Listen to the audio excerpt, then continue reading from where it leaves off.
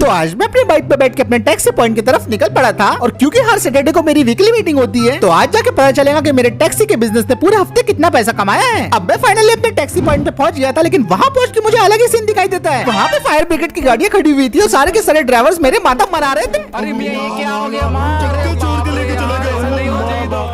ये सब देख के मुझे समझ में नहीं आ रहा था कि असल में यहाँ पे क्या हुआ। तो मैं फौरन अपनी बाइक से उतरता हूँ और तेजी से चलते हुए अपने टैक्सी पॉइंट के अंदर जा पहुँचता हूँ। पर वहाँ पे पहुँचने के बाद मुझे कुछ ऐसा दिखाई देता है जिसकी मैंने बिल्कुल उम्मीद ही नहीं की थी। मेरी सारी की सारी ऑल्टो टैक्सीज जल के खाक हो गई थी और मेरा टैक्सी पॉइंट बुरी तरीके से बर्बाद हो गया था। ये सब देखने के बाद मैं अपने ड्राइवर्स को पूछने लगता हूँ कि भाई यहाँ पे ये सब क्या हुआ, तो वो मुझे बोलने लगते हैं क्या बताओ जी मियां, पूरी तरीके से बर्बाद हो गए हम। अरे उस गाड़ी में मेरा ड्राइविंग लाइसेंस था, वो भी जल गया। ये सुन के मैं पूछता हूँ कि भाई बताओ यहाँ पे हुआ क्या था। मियां मट्टी का तेल डाल के अपने सारे ऑल्टो जला दिए और पूरे के पूरे स्कॉर्पियो चोरी हो गए, चाबी के कवर के साथ। और गाड़ी की डिक्की में वीवल के पूरे तो वो भी लेके भाग गए भाई वो। और भाई मेरा बड़ा काला वाला चश्मा भी लेके भाग गए। और ये सुन के तो मेरी फटके हाथ में आ गई थी। मेरी सारी ऑल्टो टैक्सीज तो उन्होंने बर्बाद कर दी थी, लेकिन मेरी सारी की सारी स्कॉर्पियो टैक्सीज जिन पे मैंने कुछ दिन पहले इन्वेस्ट किया था इतना सारा, वो भी चोरी हो गए थे। अब मुझे समझ में नहीं आ रहा था क्या करूँ। तो मेरा एक ड्राइवर मुझे बोलने लगता है आप डरने से कुछ नहीं होगा मियां, अपने को कंप्लेंट लिखानी पड़ेगी वरना इंश्योरेंस भी नहीं मिलेगा अपने को। ये सुन के मैं उसे ठीक है बोल देता हूँ और उसके बाद मैं और वो ड्राइवर हमारी स्प्लेंडर पे बैठ जाते हैं। मैं फिर अपनी बाइक को स्टार्ट कर देता हूँ और हम दोनों मिलकर सीधा निकल पड़ते हैं पुलिस स्टेशन की तरफ। मेरे ऑल्टो टैक्सीज का तो नुकसान हो ही गया था, लेकिन मुझे किसी भी तरह अपनी स्कॉर्पियोज को वापस रिकवर करना था। तो लगभग 15 मिनट ड्राइव करने के बाद हम फाइनली पुलिस स्टेशन की तरफ पहुंच जाते हैं और वहाँ भी फिर मैं अपनी गाड़ी को पार्क कर देता हूँ। फिर गाड़ी से उतरने के बाद वो ड्राइवर बोलने लगता है पुलिस वालों से भी पहचाने अपनी, गफ्फर भाई है वो करा देंगे अपना काम। और मैं तो बस यही दुआ कर रहा था कि मेरी सारी स्कॉर्पियो सही सलामत रहनी चाहिए। फिर उसके बाद मैं और मेरा टैक्सी ड्राइवर मिलकर पुलिस स्टेशन के अंदर जाने लगते हैं और फिर स्टेशन के अंदर पहुंचने के बाद हम सीधा चीफ ऑफिसर के पास चले जाते हैं, जो कि हमें देखते ही बोलने लगते हैं हाँ बोलो क्या बोलना है तुम्हें? सर मुझे कंप्लेंट लिखानी है, मेरे टैक्सी पॉइंट पे चोरी हुई है। इनके किसी दुश्मन ने इनकी गाड़ी चोरी की और जला भी दी। हाँ 1 मिनट, चोरी की या जलाई? अरे मियां समझो आधे गाड़े को चोरी की, आधे गाड़े को जला दिए। लेकिन तुम्हें इस बारे में कैसे पता? कहीं तुम्हारा भी इसमें कोई हाथ तो नहीं? अरे मियां मैं ड्राइवर हूँ ना।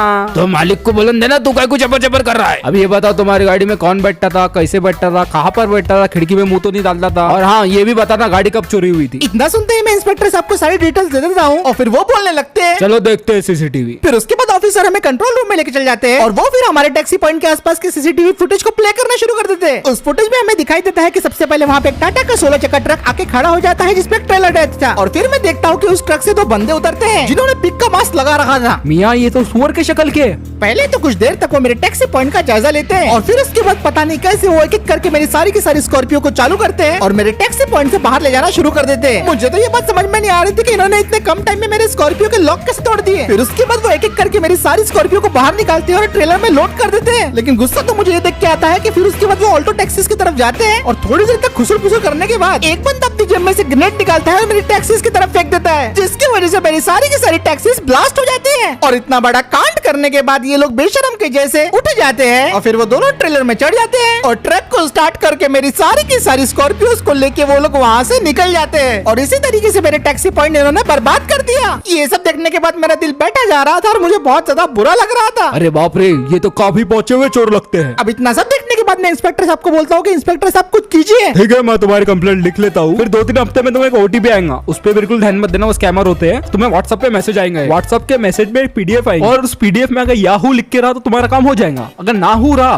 तो फिर थोड़ा मुश्किल है। ठीक है इंस्पेक्टर साहब, मैं मैसेज पे ध्यान दूंगा। वैसे मैसेज करने से मुझे याद आया कि आजकल मैं यूज कर रहा हूँ बॉबल कीबोर्ड, जो कि मुझे काफी सारे मस्त मस्त स्टिकर्स प्रोवाइड करता है, जिससे मेरे चैट करने का तरीका और भी ज्यादा बढ़िया बन जाता है। दोस्तों जब हम चैट करने के लिए नॉर्मल कीबोर्ड इस्तेमाल करते हैं और टेक्स्ट वगैरह लिखते हैं तो वो एकदम नॉर्मल सा रहता है, लेकिन बॉबल कीबोर्ड में अगर आप कुछ भी लिखते हो तो आपको इसका तुरंत स्टिकर बन के मिल जाएगा। ये स्टिकर्स काफी सारे डिजाइन में और 3D एनिमेटेड भी होते हैं। इसके अलावा आपको कीबोर्ड के अंदर ही काफी सारे GIF देखने को मिल जाते हैं। जो पसंद आया वो इस्तेमाल करो। सिर्फ इतना ही नहीं, आप यहाँ पे अपना खुद का स्टिकर भी बना सकते हो, जिसमें आपको सेल्फी लेना है अपनी, उसके बाद उसे एडजस्ट करके बस मेल और फीमेल सिलेक्ट करना है और बस फिर ये बन गया आपका एनिमेटेड स्टिकर। और अब यहाँ पे अपने खुद के बनाए हुए स्टिकर से आप बहुत तगड़ी वाली चैटिंग कर सकते हो। अलग अलग टाइप के कलरफुल टेक्स्ट भी यहाँ पे अवेलेबल है। फनी टेक्स्ट भेजने हैं तो आपको मीम्स भी यहाँ पे मिल जाएंगे, और मीम्स भाई किसे न पसंद। मैं भी काफी सारे मीम्स का दीवाना हूँ, तो मुझे कहीं जाने की जरूरत नहीं पड़ती, क्योंकि ये कीबोर्ड के अंदर ही मुझे सारे के सारे मीम्स मिल जाते हैं। चैटिंग करो, मीम्स भेजो और मजे लो। इसके अलावा इस कीबोर्ड में जोक्स, मूवी डायलॉग, शायरी, कोट्स सभी का स्टिकर आप बना सकते हो। हर एक चीज इसमें मिल जाने वाली है। मतलब बॉबल कीबोर्ड का इस्तेमाल करके आप अपने चैटिंग के एक्सपीरियंस को नेक्स्ट लेवल बना सकते हो। तो दोस्तों देर किस बात की, लिंक आपको डिस्क्रिप्शन और पिन कमेंट में मिल जाएंगी, तो जाके डाउनलोड कीजिए दोस्तों बॉबल कीबोर्ड। अब मैं इंस्पेक्टर साहब को पूछता हूँ कि मेरी स्कॉर्पियोस को ढूंढने में कितना टाइम लग जाएगा, तो वो मुझे बोलने लगते हैं देख भाई सुन ले, 5 दिन भी लग सकते, 5 महीने भी लग सकते और 5 साल भी लग सकते। एक मेरा भाई था ना, उसको 55 साल लगे पर उसको इंसाफ मिला। पर मियाँ अपनी रोजी रोटी चलती ना उससे, टैक्सी के बिना अपन पैसे कैसे कमाएंगे? बेटा क्या तू टैक्सी के साथ पैदा हुआ था क्या? पैसा कमाना है तो उसके और भी रास्ते हैं, real estate, stock market, restaurant, multiplex. और अगर ये सब भी नहीं होता तो ऑटो चलाओ, पैसे कमाओ। लेकिन मियाँ पर हम अपना काम कर रहे हैं, आप अपना काम और कीजिए। इतना बोल के इंस्पेक्टर साहब बोलते थे कि अब यहाँ से आप जा सकते हैं। और अब हम पुलिस स्टेशन के बाहर आ गए थे। इंस्पेक्टर साहब ने हमारी कंप्लेंट तो लिख ली थी, लेकिन हमें कोई आइडिया नहीं था कि हमारी स्कॉर्पियो टैक्सीज हमें वापस मिलेंगी या फिर नहीं। तभी मेरा टैक्सी ड्राइवर मुझसे बोलने लगता है, मियाँ मेरा जो था यही था, मैं हैदराबाद से आया था यहाँ पर काम करने के लिए। वहाँ पर मैं बिरयानी के झूठे प्लेटा धोता था। सोचा था यहाँ पे आने के बाद एक अच्छी नौकरी करूंगा और ज्यादा कमाऊंगा, जो कि मैंने तुम्हारे साथ बिजनेस में रहकर कमाया। पर अब लगता है मुझे वापस जाना पड़ेगा फिर से झूठे प्लेटा धोने के लिए। हेलो रफीक भाई बोल रहे क्या बिरयानी वाले? वो प्लेटा धोने की जगह खाली है क्या? हाँ खाली है, आ रहा हूँ मैं। तो मियाँ अपन तो चला फिर से प्लेटा धोने के लिए, बाय बाय। अब मेरे सारे ड्राइवर्स ने मेरा साथ छोड़ दिया था और पुलिस की छानबीन में तो काफी टाइम लगने वाला था, तो इसलिए मैं अपनी स्प्लेंडर पे बैठ के खुद ही निकल पड़ा अपने स्कॉर्पियोस की तलाश करने के लिए। सीसीटीवी फुटेज से मुझे इस ट्रक के नंबर प्लेट का पता चल गया था और उसकी नंबर प्लेट पे छिक्का लिखा हुआ था। मैंने तो सोच लिया था कि इन चोरों को मैं ढूंढ निकालूंगा और अच्छे सबक भी सिखाऊंगा। सबसे पहले तो मैं कुछ ट्रक कंपनीज में गया और वहाँ पे जाके ट्रक के बारे में पूछताछ करने लगा। सर क्या आपकी कंपनी में कोई ऐसा ट्रक है जिसपे छिक्का लिखा हुआ है? ना जी, हमारे प्लांट में कोई ऐसा ट्रक नहीं आया कभी। भाई क्या आपने छिक्का नंबर प्लेट वाला ट्रक कहीं देखा है? नहीं, हमारे इधर 12 चक्का चलता नहीं है, ओनली 3 चक्का। ठीक है, मैं दूसरी जगह जाके पूछता हूँ। कई जगह पूछताछ करने के बाद भी मुझे ट्रक के बारे में कुछ पता नहीं चल रहा था। भाई क्या आपने ऐसे 16 चक्का ट्रक देखा है जिसके ऊपर छिक्का लिखा हुआ था? उसने मेरी गाड़ी चुराई है। देख भाई, हमारे धंधे पानी में टाटा इसके सिवा कोई यूज नहीं करते वो चीजा। जमन जट्टी के पीछे ईटा भट्टी, वहाँ पे चलते पुराने ट्रक, एक बार जरूर से वहाँ पर देख लेना। ये सुन के मैं उसे ठीक है बोल देता हूँ और मैं सीधा जमन जट्टी की तरफ निकल पड़ता हूँ। मैंने पूरे रास्ते पे अपनी नजर गड़ाए रखी थी और मैं आते जाते हर एक ट्रक को चेक कर रहा था। और तभी मुझे हाईवे पे एक वैसे ही ट्रक चलते हुए दिखाई देता है। इसके ऊपर ट्रेलर तो दूसरा लगा हुआ था, लेकिन इसकी नंबर प्लेट पे छिक्का लिखा हुआ था और ये 100% कंफर्म हो गया था कि ये वही ट्रक है। अब इस ट्रक को तो मैं इतने आसानी से जाने नहीं दूंगा, तो मैं अपनी स्प्लेंडर को फुल रेस दे देता हूँ और यू टर्न लेके उस ट्रक का पीछा करना शुरू कर देता हूँ। अब मैं पूरी रफ्तार से अपनी स्प्लेंडर को भगाया जा रहा था और मेरा बस एक ही एम था कि इस ट्रक को फॉलो करना है। एक बार अगर इसके अड्डे पे मैं पहुंच जाता हूँ तो मुझे मेरी स्कॉर्पियो का पता चल जाएगा। धीरे धीरे करके वो ट्रक अपनी स्पीड बढ़ाने लगा तो मैंने भी अपने स्प्लेंडर का फुल पावर दिखा दिया। लगभग 80 किलोमीटर प्रति घंटे की रफ्तार से ये चेस चल रही थी, लेकिन मैं ट्रक के एकदम नजदीक भी जा नहीं सकता था, क्योंकि ट्रक ड्राइवर को अगर शक हो गया कि उसका कोई पीछा कर रहा है तो मेरे लिए बहुत बड़ी दिक्कत हो सकती है। इसलिए बिल्कुल मैं एक सेफ और मिनिमम डिस्टेंस पे ट्रक को फॉलो कर रहा था। ये ट्रक का ट्रेलर मेरी बाइक को छुपाने का अच्छा काम कर रहा था और इसी के सहारे मैं ट्रक का पीछा करता रहा। तभी हाईवे पे ट्रक एक डेंजरस मोड़ लेता है और मैं बाल बाल एक्सीडेंट होने से बच गया था। ट्रक अब और भी ज्यादा स्पीड बढ़ा रहा था और ट्रक को ऐसे फॉलो करना बिल्कुल भी सेफ नहीं था मेरे लिए। तभी मेरे दिमाग में एक ख्याल आता है, क्योंकि सामने का रोड एकदम सीधा था, तो मैंने अपने स्प्लेंडर के एक्सेलरेटर को लॉक कर दिया और बाइक के ऊपर खड़ा हो गया। मैं जो करने जा रहा था वो दुनिया का सबसे बड़ा पागलपन था, लेकिन मेरे पास कोई और चारा नहीं था और ये ट्रक की आखिरी उम्मीद था मेरी स्कॉर्पियो को वापस लाने के लिए। फिर उसके बाद मैं अपने आप को पूरी तरीके से प्रिपेयर करता हूँ और एक जोरदार जंप लगा देता हूँ। मुझे तो लगा आज मैं मर गया, लेकिन वीडियो अभी बाकी है मेरे दोस्त। मेरी ये जंप सक्सेसफुल हो गई थी और मैंने ट्रेलर के ऊपर जो रॉड्स है उसे पकड़ लिया था। कभी कभी पागलपन करना भी काम में आ जाता है। अब वो ट्रक बस चलता रहा और मैं ट्रक के पीछे लटकता रहा। अब ये ट्रक कहाँ जा रहा था ये तो मुझे अंदाजा नहीं था। थोड़ी देर बाद ट्रक एयरपोर्ट की तरफ पहुंच जाता है और वहाँ से लेफ्ट लेकर ट्रक सीधा पहुंच जाता है टोल नाके की तरफ। वो तो शुक्र था कि टोल वालों ने मुझे नोटिस नहीं किया और फिर उसके बाद ट्रक वो टोल बूथ को भी पार कर लेता है। और फिर फाइनली 2 घंटे तक लटकते रहने के बाद वो ट्रक एक पुराने ट्रक यार्ड में आ जाता है और देख के तो यही लग रहा था कि यही शायद उन चोरों का अड्डा है। और फिर वो ट्रक वाला अपने ट्रक को पार्किंग में ले जाता है और ट्रक को पार्क कर देता है और बोगी को अलग कर देता है। अब वो ट्रक वाला अपने ट्रक से उतर जाता है और वो कुछ लोगों से बातें कर रहा था और मैं यहाँ पे ट्रेलर से उतर चुका था और चोरी छुपे इसकी बातें सुन रहा था। मुझे देखना था कि ये किस बारे में बात कर रहे हैं। अबे तेरी क्या लॉटरी लगी है क्या जो मेरा पैसा तू 2 दिन के अंदर चुका देगा? अबे मेरा बड़ा माल आने वाला है, 2 दिन रुक जाओ, 2 टका बैच के साथ दे दूंगा। अरे बाबा बोल रहा है तो चुका ही देगा ये। अब उन लोगों से बात करने के बाद वो ट्रक वाला कहीं और जाने लगता है और मैं भी उस ट्रक वाले के पीछे पीछे चल लेता हूँ। ये ट्रक वाला जरूर कुछ ना कुछ जानता है और वहाँ पे इसकी बातें सुनने के बाद मेरा शक तो कंफर्म ही हो गया था। ये बंदा जहाँ भी जा रहा था मैं चुपके चुपके आहिस्ता आहिस्ता इसका पीछा किए जा रहा था, लेकिन जब मैं इसका पीछा कर रहा था तभी वो अचानक से रुक जाता है और बोलने लगता है, ये आवाज कैसी?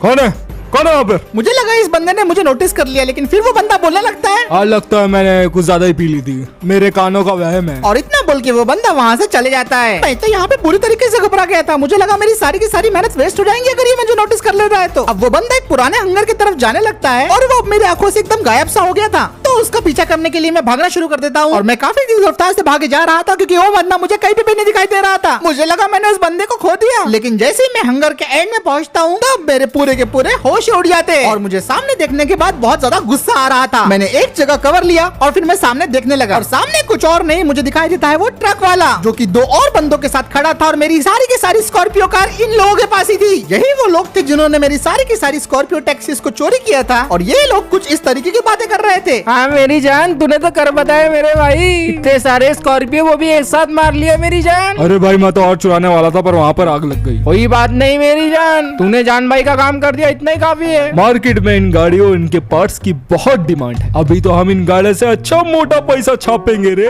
मैं कंटेनर के पीछे छुप के इनकी सारी बातें सुन रहा था। ऐसा लग रहा था कि अभी जाके उनका मुंह तोड़ दूं, लेकिन किसी तरह मैंने अपने आप पे कंट्रोल रखा और चुपचाप इनकी बातें सुनता रहा बस में। वो जो भी हो, पर सबसे पहला हिस्सा मुझे चाहिए, मुझे अपना हिसाब चुकाना है। भाई को टेंशन लेता मेरी जान, देखो आज रात को पूरा हिसाब मिल जाएगा रे। मलेशियन मार्केट में इन गाड़ियों को बेच के हम तगड़ा पैसा कमाएंगे। 50 मेरा, 50 तेरा, बाकी सारा इस बच्चे का। समझा ना मेरी जान, पूरा बाकी तेरा, पूरा तेरा। बस पैसे दे देना मेरी जान, ठीक है? वहीं पर रुक जाओ। अब ये कौन बोला? कौन है रे मेरी जान? कोई और नहीं, ये मैं हूँ जिसकी स्कॉर्पियो तुम लोगों ने चुराए। अरे बाप रे, नहीं, ये यहाँ पर कैसे? कौन है भाई ये? अरे मेरी जान, इसे पहचानता हूँ मैं, इसकी गाड़ी मैंने पहले भी चुराई थी। पिछले साल याद है कि मेरी जान, कैसे मैंने तेरी स्कॉर्पियो चुरा के बेच डाला था। ये सुन के मैं उसे बोलता हूँ कि हाँ वो मुझे अच्छे से याद है, लेकिन इस बार मैं ऐसा नहीं होने दूंगा।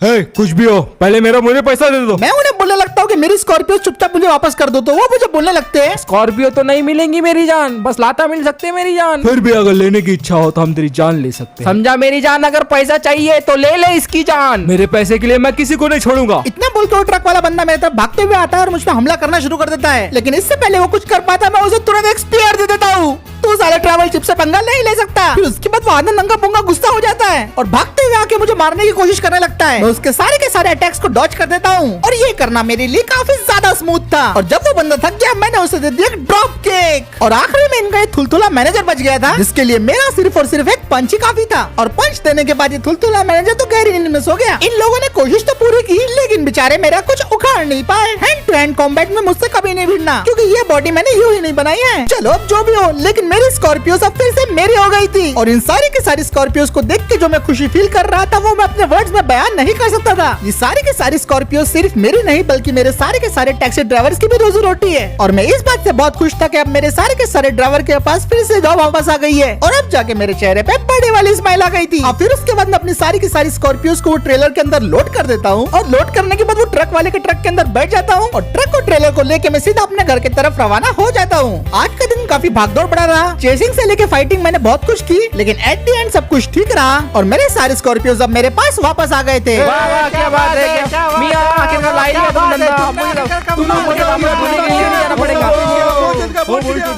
मेरे सारे के सारे ड्राइवर्स हद से ज्यादा खुश थे, क्योंकि कितना भी बोल लो यार ये टैक्सी से उनका घर चल रहा था। और जैसे ही मैं अपनी सारी स्कॉर्पियोज को वापस ले आया, मेरे सारे के सारे ड्राइवर्स ने वापस से मेरे पास नौकरी ज्वाइन कर ली। लोगों ने मुझसे माफी भी मांगी कि मेरे बुरे टाइम में उन्होंने इतनी जल्दी मुझे छोड़ दिया था, लेकिन अंत भला तो सब भला। भले ही मेरी ऑल्टो टैक्सीज बर्बाद हो गई थी, लेकिन अभी भी मेरे पास बहुत सारी उम्मीद थी और मैं अब 10 गुना रफ्तार से अपने टैक्सी बिजनेस में कमबैक करने वाला था। तो फिर इसी के साथ दोस्तों आज का वीडियो यही पे खत्म करते हैं। अगर आपको वीडियो पसंद आया है तो वीडियो पे एक लाइक कर दो, शेयर कर दो, चैनल को दोस्तों पहली बार देख रहे हो तो सब्सक्राइब करना बिल्कुल भी मत भूलना। और मैं मिलता हूँ दोस्तों आपसे अगले वीडियो